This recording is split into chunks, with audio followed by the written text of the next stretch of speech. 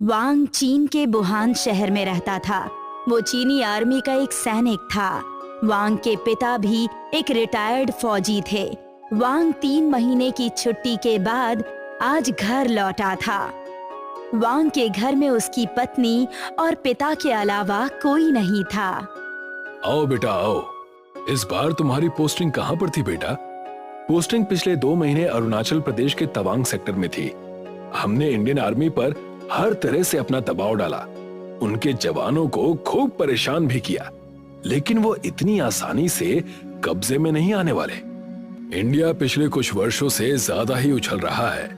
हमें Indian army के जवानों के अंदर दहशत पैदा करनी होगी, तभी वो लोग तवांग सेक्टर से पीछे हटेंगे। तुम थके हुए होगे बेटा, अब तुम जाकर आराम करो। हमारी शादी को 2 साल हो चुके हैं। अब हमें बच्चा प्लान कर लेना चाहिए। वैसे भी हमारे देश की आबादी बूढ़ी हो रही है। अभी हमारी उम्र बहुत ज्यादा नहीं हो गई है जो तुम बच्चे के लिए इतनी चिंतित हो, लेकिन मैं इस बारे में सोचता हूँ। फिलहाल तो मुझे नींद आ रही है। क्या हम कल बात करें? कल करके तो तुम्हारी सारी छुट्टियां निकल जाएंगी। तुम्हें जल्द से जल्द इस बारे में कोई निश्चित फैसला लेना चाहिए। कुछ देर बाद वांग सो गया। उसकी पत्नी किन को नींद नहीं आ रही थी। वो टॉयलेट जाने के लिए उठी।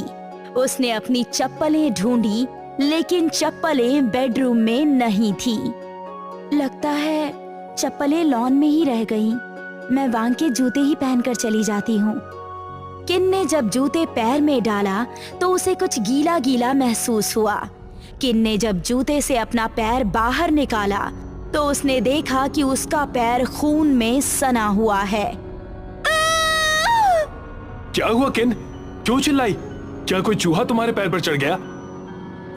नहीं, मैंने तुम्हारे जूते पहने, लेकिन तुम्हारे जूते में खून है। मेरा पैर खून में सन गया। वांग ने जूते को उल्टा किया। जूते से लबालब खून फर्श पर गिरा। वांग भी घबरा गया। मैं भी नहीं समझ पा रहा हूँ कि जूते में इतना खून कहाँ से आ गया। वांग जूते धोने के लिए बाथरूम में गया। वांग ने जब टंकी चलाई तो उसमें से भी खून की धार निकल पड़ी। ये क्या हो रहा है? क्या ऊपर टैंक में भी खून भरा हुआ है? वांग छत पर टैंक को चेक करने के लिए जा रहा था। तभी उसे किन की चीख सुनाई दी। वांग दौड़कर बेडरूम में पहुंचा। क्या हुआ? तुम्हारी वर्दी अभी इंसानों की तरह चल रही थी। वो देखो, जमीन पर पड़ी हुई है। वर्दी खड़ी हो गई और हवा में उड़ने लगी। वांग ने वर्दी को पकड़कर अलमारी के अंदर डाला और अलमारी को लॉक कर दिया। आज हम लॉन में सो जाते हैं। अगले दिन वांग और किन चर्च गए और उन्होंने काफी देर वहां प्रार्थना की। वांग और किन जब घर पहुंचे तो उन्होंने देखा कि उनके पापा टीवी देख रहे हैं। हमारी आर्मी और इंडियन आर्मी के बीच फिर से झड़प हुई। इंडियन आर्मी का एक जवान मर गया और दूसरा गायब है। जरूर हमारी आर्मी ने पकड़ लिया होगा। इंडियन आर्मी के जवानों के साथ ऐसा ही होना चाहिए। मुझे अफसोस है कि एक ही मरा। उधर भारत में जो जवान गायब था, उसके परिवार में मायूसी छाई हुई थी। मम्मी, पापा कहाँ गायब हो गए? रो मत बेटा, सरकार उन्हें ढूंढ रही है। वो जल्द ही मिल जाएंगे। उस रात वांग के पिता खुशी में शैंपेन लेकर आए। उन्होंने शैंपेन खोली ही थी कि तभी गेट पर कोई आया। वांग के पिता ने जब गेट खोलकर देखा तो बाहर एक भिखारी खड़ा था जिसके हाथ में कटोरा था।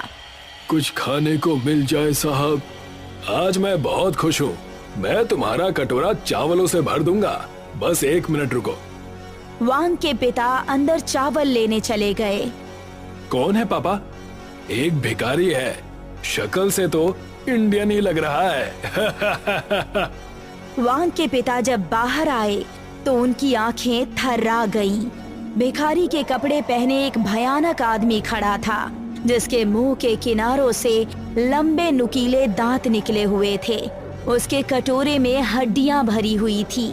भूत ने वांग के पिता का मुंह पकड़ा और उसके गले में कटोरे की हड्डियां डाल दी, जो गले में अटक गई और वांग के पिता की आवाज चली गई। वांग पिता के कमरे में शैंपेन पीने पहुंचा।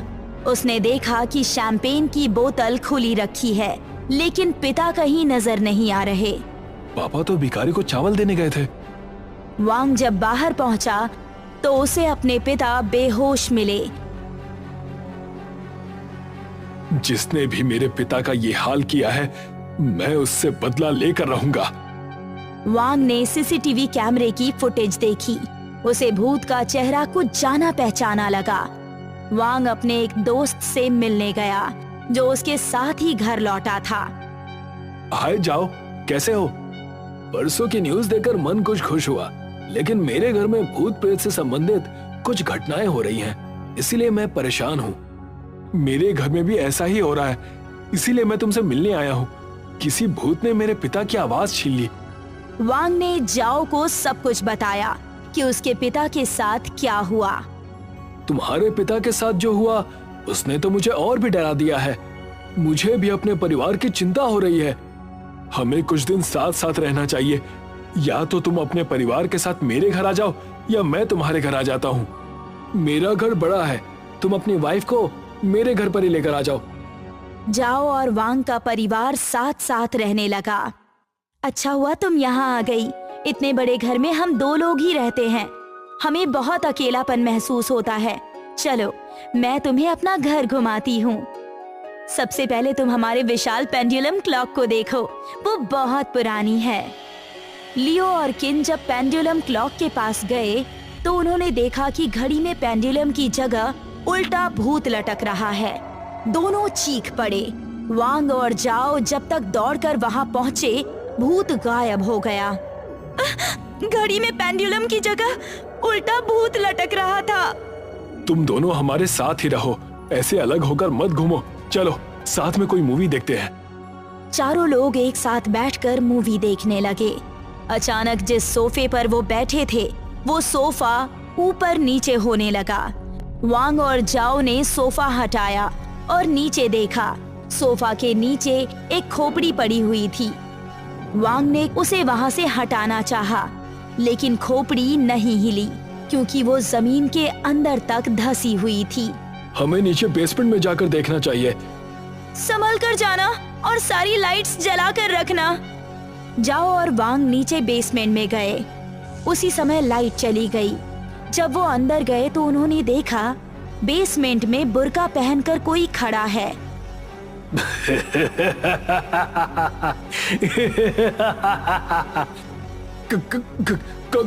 कौन हो तुम? बुर्का सिर्फ हंसे जा रहा था, कुछ बोल नहीं रहा था। वांग ने पास ही रखी एक कुल्हाड़ी उठा ली। आज इसे काट ही डालते हैं। मुझे काटने से पहले जरा मेरा चेहरा तो देख ले, तुझे कुछ याद आ जाएगा।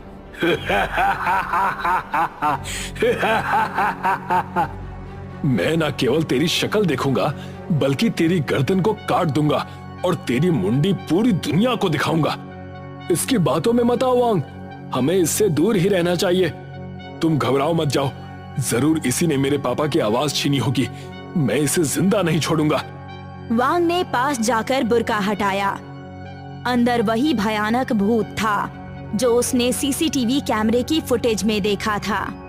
मैंने ही तेरे पिता को सबक सिखाया, क्योंकि वो इंडियन आर्मी के जवान के शहीद होने की खुशी में पागल हो गया था। मेरा ये भयानक चेहरा तुम्हारी ही देन है। दुनिया मेरी नहीं, तेरी कटी हुई मुंडी देखेगी।